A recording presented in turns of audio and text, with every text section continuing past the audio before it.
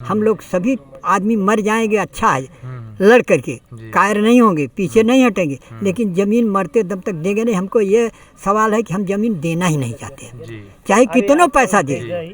सभी परिवार मर जाएंगे लेकिन अपनी ज़मीन नहीं देंगे। रेल में बेचूं, तेल में बेचूं, जहाज में बेचूं, बंदरगाह में बेचूं, क्योंकि मोदी है नाम मेरा, बेचना काम मेरा। आप कहते हैं न इनको मारा करो, नील गायों को बाबा संहारा करो। आदाब, नमस्कार दोस्तों, मैं मेराज अहमद। इस वक्त हम लोग खिरिया की बाग मैदान में हैं।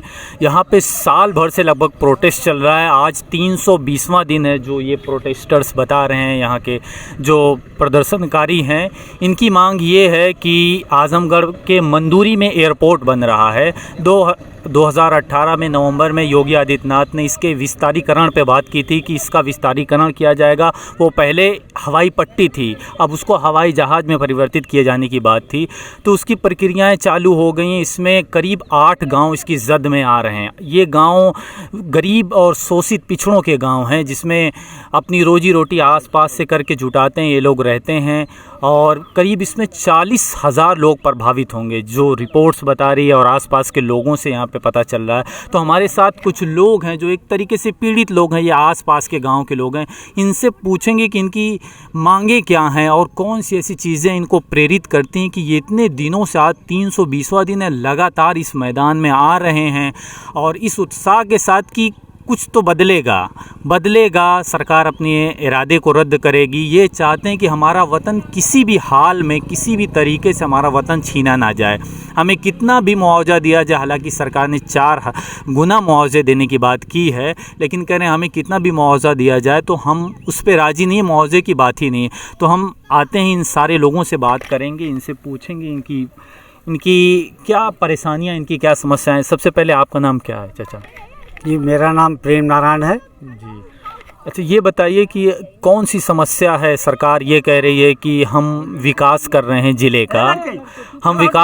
ज़िले का, तो भाई ये जो गांव के लोग हैं तो जाहिर सी बात है प्रभावित होंगे। हम उन्हें 4 गुना मुआवजा दे रहे हैं, तो आप लोग इस बात से क्यों राज़ी नहीं हो रहे हैं, सहमत नहीं हो रहे हैं? देखिए, मुआवजे का प्रश्न ही नहीं है। हम इस गांव में पीढ़ियों दर पीढ़ी से रहते चले आ रहे हैं, इसलिए हम ये गांव नहीं छोड़ना चाहते। हम बाप दादाओं की भूमि, अपनी मातृभूमि हम छोड़ के कहीं नहीं जाना चाहते।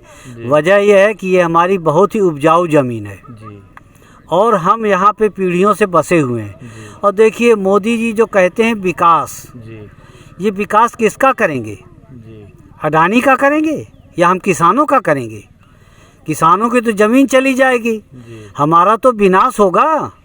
एयरपोर्ट बनाएंगे तो बेच देंगे अडानी को, क्योंकि आपके सामने उदाहरण है, कुशीनगर का अंतर्राष्ट्रीय एयरपोर्ट बना, फीता कटा, उद्घाटन हुआ, तुरंत अडानी को बिक गया। तो क्या मतलब है? आप अडानी का विकास कर रहे हैं या किसानों का विकास कर रहे हैं? ये तो मुझे समझ में नहीं आया। अच्छा जी, सर, ये जो एयरपोर्ट का विस्तारीकरण हो रहा है, ये उड़ान स्कीम के तहत हो रहा है। उड़ान एक स्कीम है कि हर आदमी एयरक्राफ्ट में सफ़र करेगा, हवाई जहाज़ में सफ़र करेगा, ये कहा जा रहा है। तो यहाँ अगर हवाई जहाज़ बन जाता है तो एक विकास होगा, बहुत सारे लोग यहाँ से जाएंगे, शहरों की तरफ शिफ्ट होंगे, रोज़गार करेंगे। तो इससे आप लोगों को क्या परेशानी है? देखिए, मोदी जी की उड़ान परियोजना सिर्फ पूंजीपतियों के लिए है, इस देश के किसानों गरीबों के लिए नहीं है। उनकी ऊंची उड़ान चाहते हैं। ये देश कोई जो है गरीबों के लिए, इनका एजेंडा ये नहीं है कि गरीबी मिटाओ, गरीब मिटाओ एजेंडे पे काम कर रहे हैं। मोदी जी गरीब मिटाओ के एजेंडे पे काम करते हैं, ना कि गरीबी मिटाओ के एजेंडे पे काम करते हैं। क्योंकि आप इनके कोई भी फैसले देख लीजिए, 70,000 करोड़ रुपए किसानों का कर्ज है और ये 12 लाख करोड़ रुपया उद्योगपतियों का टैक्स माफ़ कर देते हैं। किसान जो है, प्रतिदिन 30 किसान का इनका NCRB का डाटा है, सरकार का। ये मेरा डाटा नहीं है, सरकार का डाटा है। 30 किसान प्रतिदिन आत्महत्या करते हैं, वो मोदी जी को दिखाई नहीं देता है। तो मोदी जी जो देखना पसंद करते हैं वही देखते हैं, उनको किसानों की समस्याएं और दुख दर्द नहीं दिखते हैं। तो आप ये कहना चाह रहे हैं कि मोदी सरकार जो है वो गरीब विरोधी है, शोषित विरोधी है, किसान विरोधी है? जी हाँ, एकदम किसान विरोधी है। जी देखिए, जो ईस्ट इंडिया कंपनी की नीतियाँ थी, जी हड़पो और राज करो, जी मोदी जी वही कर रहे हैं। जी जी कहते हैं हमने मुफ्त गैस सिलेंडर बांटा। जी जी हाँ, सही है, बांटा। जी। तो ये भी तो उसके जड़ में भी तो जाइए। जी पहले सिलेंडर 4000 का था, एक बार आपने मुफ्त दिया और बाकी आज तो 1200 का देते हैं आप। 400 का था पहले, 4000। जी हाँ, जी जी 400 का था सिलेंडर, जी। आज 1200 का है। जी जब मुफ्त देना शुरू किया तो 400 का था, आज 1200 का है। तो ये बताइए, मुनाफे में कौन है? गरीब है मुनाफे में या मोदी जी उनके पूंजीपति मुनाफे में? भाई एक मिनट, जैसे ईस्ट इंडिया कंपनी ने यहाँ के भारतवासियों को दारू मुफ्त में पिलाई, जी जब पहले वो पीने के आदी हो गए तो लाइसेंस के ठेके बांट दिए गए, अब आदी हो गए तो अब खरीद के पिएंगे। तो सरकार भी, मोदी जी भी उसी लाइन पे चल रहे हैं। जी पहले महिलाओं को गैस सिलेंडर मुफ्त दिया कि पहले इसकी आदत तो डालो, जी जब आदत पड़ गई जी तो फिर अब चाहे तुम कुछ भी करो, जी भीख मांग के लाओ या कहीं से लाओ, रोटी खानी है तो 1200 का गैस सिलेंडर भराना है। अच्छा, इस मुद्दे पे यहाँ के जो आजमगढ़ सदर के सांसद हैं निरहुआ दिनेश लाल जी, उन्होंने कुछ इस तरीके का बयान दिया था कि जो इस अगर नियंत्रण में नहीं आते हैं किसी तरीके से तो उनको मार दो, उनको मार दो, उनका घुटना फोड़ दो। तो ये कहाँ तक सही बात है? जो जिस सांसद को यही आम जनता चुनी हुई है उसी के साथ इस तरीके का व्यवहार हो रहा, बर्ताव हो रहा, तो ये कहाँ तक सही है, आप मानते हैं? देखिए, सांसद जी का सांसद के अनुरूप ये व्यवहार कतई नहीं कहा जा सकता। जी ये गुंडा गर्दी वाला बयान है उनका। जी उन्होंने कहा कि आजमगढ़ के लोग बड़े मनबड़ हैं, जी इनको मार के घुटना तोड़ दो या ऊपर पहुंचा दो या जेल में डाल दो। जी इस तरह की अमर्यादित भाषा शैली का प्रयोग एक गुंडा कर सकता है, एक सांसद का संसद सदस्य नहीं कर सकता। जी ये आपको लगता है कि एक सांसद का बयान ये हो सकता है? बिल्कुल नहीं जी। ये कोई किसी भी मर्यादा और उनके पद और गरिमा के अनुकूल है क्या? बिल्कुल नहीं। कतई नहीं कहा जा सकता। ये एक चौराहे पे खड़े हुए गुंडे का बयान हो सकता है। जी। अच्छा, मेरा लास्ट सवाल आपसे, मैं दूसरे व्यक्ति के पास जाने से पहले, कि आप लोग क्या महसूस कर रहे हैं कि कौन सा रीज़न है, जब आप देख रहे हैं कि लगातार साल भर से आप विरोध कर रहे हैं, तमाम लोग यहाँ आके धरना दे रहे हैं, तब सरकार क्यों चाह रही है कि मुझे एयरपोर्ट बनाना? इसके पीछे का मकसद क्या है सरकार का? सरकार का तानाशाही रवैया। जी मैंने कह दिया तो कह दिया, जी मोदी है तो मुमकिन है कि नारे पे चलते हैं। जी तो किसान भी अड़ गए हैं जी कि जब तक जिंदा हैं जमीन नहीं देंगे, जी मरते दम तक नहीं देंगे जमीन, जी लड़ेंगे इसके लिए, जी वो चाहे जितना भी प्रयास कर लें। जी जी लेकिन हम 8 गांव के किसान, हम लोग लड़ेंगे और निश्चित जीतेंगे। जिस तरह से दिल्ली में 13 महीने के बाद मोदी जी को माफ़ी मांग के किसान बिल वापस लेना पड़ा था, उसी प्रकार से इस सरकार को अपने एयरपोर्ट विस्तारीकरण के फैसले को वापस लेना होगा। इस मास्टर प्लान को रद्द करना ही पड़ेगा। अच्छा, कौन सी ऐसी चीज़ है जो आप लोगों को प्रेरित करती कि हर दिन आप लोग आ जाते हैं धरना स्थल पर, धरना करते हैं? 320वां दिन है, ये बहुत बड़ी बात होती है। एक आंदोलन को संगठित करना, एक आंदोलन को इतने दिन तक अनवरत बनाए रखना, कौन सी चीज़ें प्रेरित करती हैं आपको? देखिए, इसे हमने अपने बाप दादाओं की, हमारी भूमि है, ये हमारी मातृभूमि है। जी कहते हैं जब मातृभूमि चली गई तो इंसान जिंदा कहाँ बचा? जी फिर वो जिंदा नहीं बचा। जी हम अपनी मातृभूमि के लिए लड़ रहे हैं, अपनी ज़मीन के लिए लड़ रहे हैं, और इसलिए कहते हैं कि मातृभूमि की रक्षा के लिए तो जब तक प्राण है तब तक लड़ो, तब तक हम लड़ेंगे। और इसी मुद्दे पे हम सभी ग्रामवासी और सभी यहाँ के किसान, पुरुष महिला सभी लोग, हमारी महिलाएं भी यहाँ पे बहुत ज़ोर शोर से आती हैं और बहुत ही मजबूती से धरने में शामिल होती हैं, जबकि हमारी महिलाओं की संख्या बल्कि अधिक आती है। ये आपको जान के हैरानी होगी कि हमारे धरने में महिलाओं की संख्या अधिक होती है। क्यों? कि पुरुष वर्ग भाई धरना भी देना है, रोटी भी चलानी है, तो भाई खेतों में भी काम करना है, मजदूरी भी करना है, क्योंकि ज़्यादातर किसान यहाँ के गरीब मजदूर हैं, तो मजदूरी भी करते हैं। तो पुरुष चला गया मजदूरी करने तो महिला आ जाती हैं धरने बैठने। आपका नाम क्या है चाचा? आता हूँ दूसरे व्यक्ति के पास। आपका नाम क्या है चाचा? हरिहर। ये बताइए कि क्या समस्या है आप लोगों को, इतने दिन से लगातार धरने पे आ रहे हैं? अरे भाई, धरने पर अपना ज़मीन मकान बचाने के लिए आए हैं जी।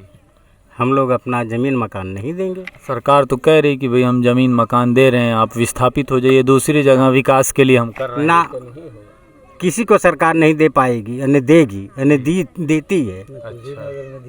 बहुत से जगह पर उजाड़े गए हैं, लेकिन किसी को दिया नहीं है। सब लोग रोड पर चलते हैं, भीख मांगते हैं, तो भीख मांगने का काम हम लोग नहीं कर पाएंगे। जी।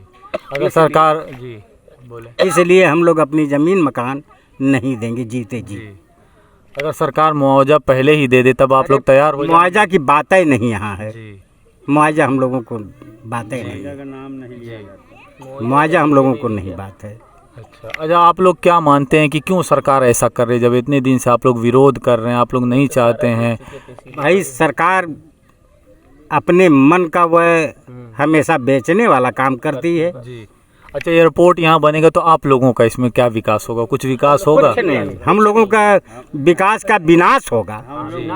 तो विनाश के लिए हम लोगों को यह हवाई अड्डा नहीं चाहिए। सरकार तो कह रही कि भाई यहाँ से के लोग जाएंगे दिल्ली, लखनऊ जाएंगे, बेंगलुरु जाएंगे, यहाँ से डोमेस्टिक फ्लाइट चलेगी। ना ना ना, ये सब जनता के लिए नहीं है, गरीबों के लिए नहीं है।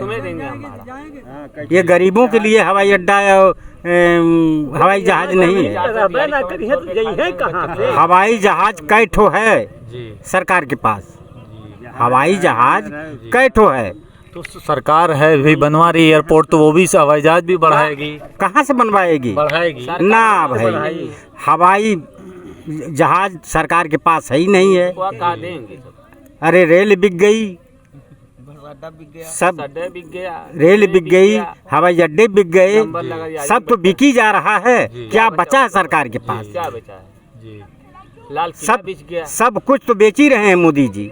इसलिए यह विनाश की जरिया फैला रहे हैं। तो यह विनाश उनका है, यह विकास नहीं है, विनाश है यह गरीबों का। एक चाचा जी हैं, कविता सुनाना चाह रहे हैं, मैं इनसे कहूँगा कि ये सुना दें, पूरी करे तो मैं दूसरे व्यक्ति के पास जाऊँ। जी।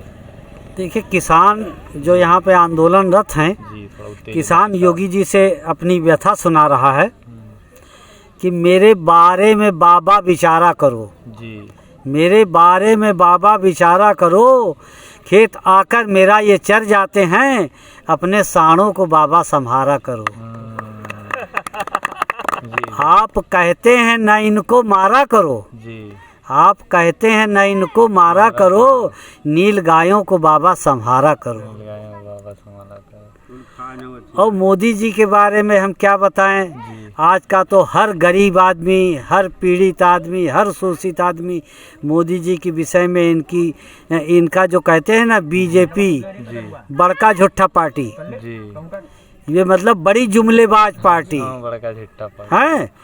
तो हम बता रहे हैं इनके बारे में, मोदी जी के बारे में हम बताने लगेंगे, मोदी जी के बारे में हम बताने लगेंगे तो समझने में आपको जमाने लगेंगे। और देखिए, दो पंक्तियां मैं कह देता हूँ इसी विषय पे। मोदी है नाम मेरा, बेचना काम मेरा। मोदी है नाम मेरा, बेचना काम मेरा। रेल में बेचूं, तेल में बेचूं, जहाज में बेचूं, बंदरगाह में बेचूं, क्योंकि मोदी है नाम मेरा, बेचना काम मेरा। कारखाने में बेचूं, बिजली में बेचूं, मोबाइल में बेचूं, उसका टावर में बेचूं। इस विषय में कह रहा हूं कि BSNL भारत की सबसे बड़ी कंपनी थी। आज BSNL जो मकान मालिक थी उसकी हैसियत किराएदार की भी नहीं बची है। जियो, एयरटेल और तमाम कंपनियां हो गई हैं, सरकारी कंपनी गायब है। तो उसी संबंध में मेरा कहना है कि मोबाइल में बेचूं, उसका टावर में बेचूं, मोदी है नाम मेरा, बेचना काम मेरा। सिंधिया में खरीदूं, सिंधे में खरीदूं, आपने देखा होगा MP में सिंधिया और उनके गुट के विधायकों को कैसे खरीदा गया, एक नाथ शिंदे महाराष्ट्र उनके गुट को कैसे खरीदा गया। तो उसी संबंध में कहना है कि सिंधिया में खरीदूं, सिंधे में खरीदूं, विधायक खरीदूं, सरकारें बनाऊं, विधायक खरीदूं, सरकारें बनाऊं। क्योंकि मोदी है नाम मेरा, बेचना काम मेरा। मैं सीबीआई न चाहूँ, मैं सीबीआई न चाहूँ, मैं ईडी न चाहूँ, सभी संस्थाएं न चाहूँ, इनके लिए संशोधन कराऊं। जरूरत पड़ता है संशोधन करा लेते हैं। किसानों की ज़मीनें मैं हड़पूं, इसके लिए भी संशोधन कराऊं, क्योंकि मोदी है नाम मेरा, बेचना काम मेरा। तब बताओ और किसानों की ज़मीनें मैं हड़पूं, इसके लिए मैं संशोधन कराऊं, क्योंकि अडानी है भगवान मेरा, अडानी है भगवान मेरा, मोदी है नाम मेरा, बेचना काम मेरा, बेचना काम मेरा।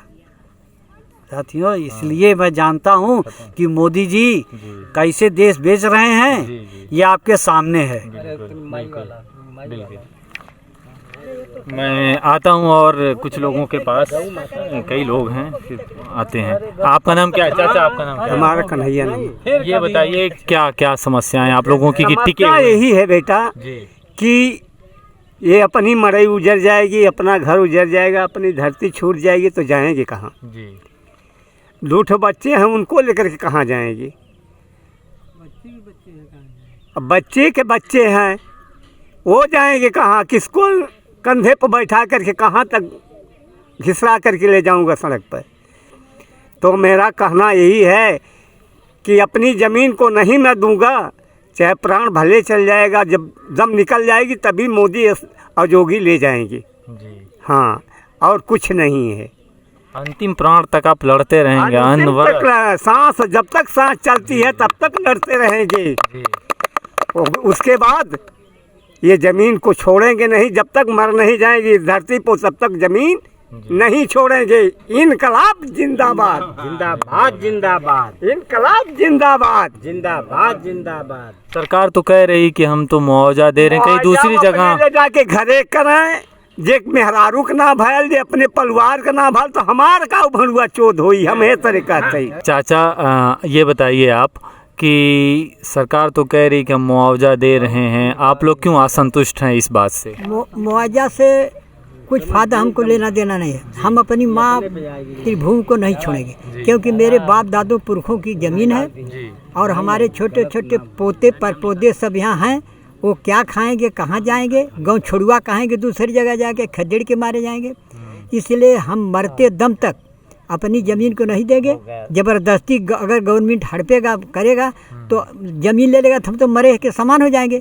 तो जिंदा हम उसके सामने, उसके जो जिससे गिरवाएगा, हम लोग सभी आदमी मर जाएंगे। अच्छा है, लड़ करके कायर नहीं होंगे, पीछे नहीं हटेंगे, लेकिन ज़मीन मरते दम तक देंगे नहीं। हमको ये सवाल है कि हम ज़मीन देना ही नहीं चाहते, चाहे कितना पैसा दे।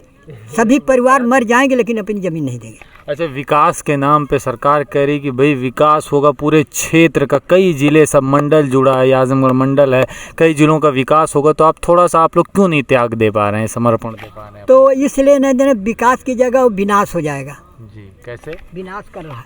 ये हमारी जगह ज़मीन चली जाएगी, कुछ रह नहीं जाएगा, तो क्या बच्चे लेकर खाएंगे, कहाँ घर बनाएंगे, कहाँ रहेंगे? एक जहाज़ पर कौन, ये टेम्पू पर बैठने को पैसा नहीं मिलता है।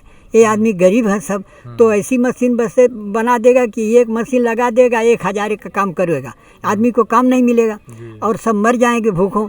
तो हम तो मरने वाले हैं, अभी उम्र हो गई है, हमको चिंता ज़िंदगी की नहीं, हम मर जाएंगे। मोदी के नाम पर लड़के घर नहीं गिने दे, लेकिन लड़ जाएंगे तो हमारे जो छोटे छोटे पोते पर पौधे, उनकी तो ज़िंदगी बची रहेगी।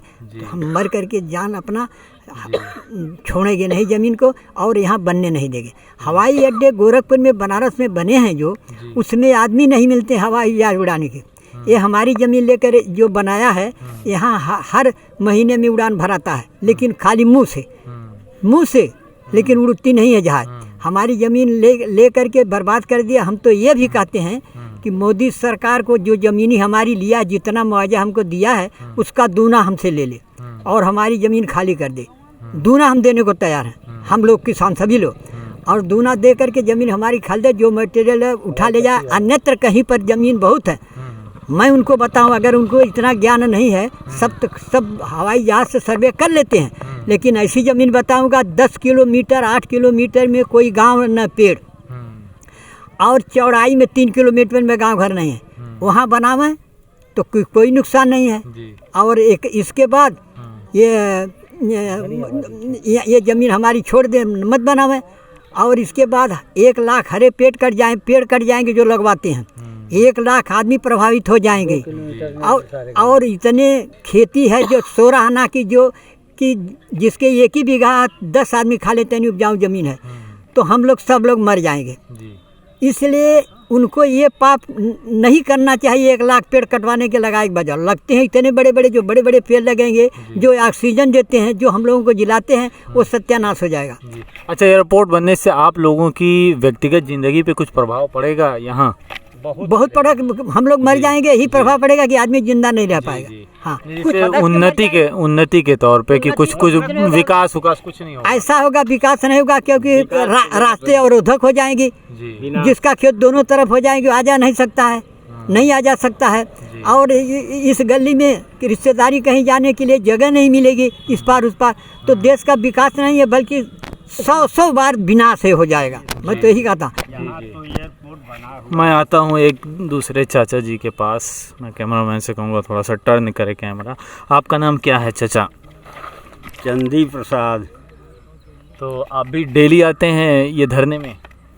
हाँ, डेली आते हैं। 320वां दिन है। कौन सी ऐसी चीज़ आप लोगों को प्रेरित करती है कि आप लोग आ जाते हैं यहाँ पे, वक्त पर आ ही जाते हैं? प्रेरित नहीं, ये सरकार के कारनामे के अनुसार यहाँ सब लोग धरना दे रहे हैं जी। इसलिए कि सरकार जब ये प्लान बनाई कि एयरपोर्ट का विस्तार किया जाएगा जी, तो यहाँ किसी को बताया नहीं जी कि हाँ हम यहाँ एयरपोर्ट बनाएंगे, बढ़ाएंगे इसको जी। और विचार नहीं किया गया, हम लोगों से राय नहीं ली गई जी कि हम एयरपोर्ट बनाएंगे, आप लोग सहमत हैं कि नहीं। जी। और अचानक SDM कानूनगो लेखपाल रात को यहाँ आए सर्वे करने, अत्याचार किए।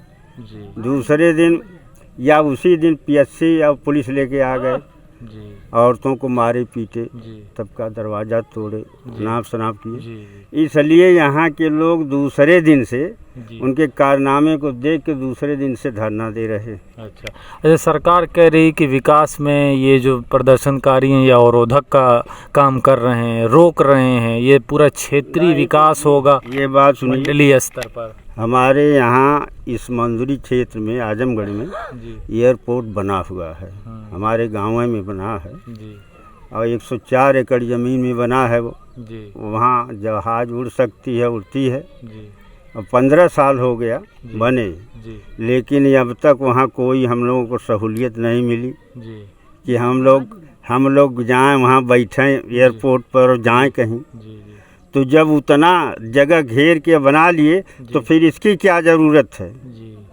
हम लोगों को एयरपोर्ट विस्तारीकरण का जो मामला है उसको रद्द कराना है, इसलिए हम लोग यहाँ बैठते हैं।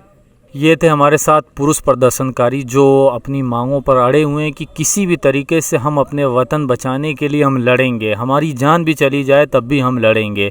हमें अपना घर, अपना वतन, अपना समाज बचाना है, हम किसी भी तरीके से देने के लिए तैयार नहीं हैं। आप देखते रहिए हमारे साथ जिया न्यूज़। बहुत बहुत शुक्रिया आपका।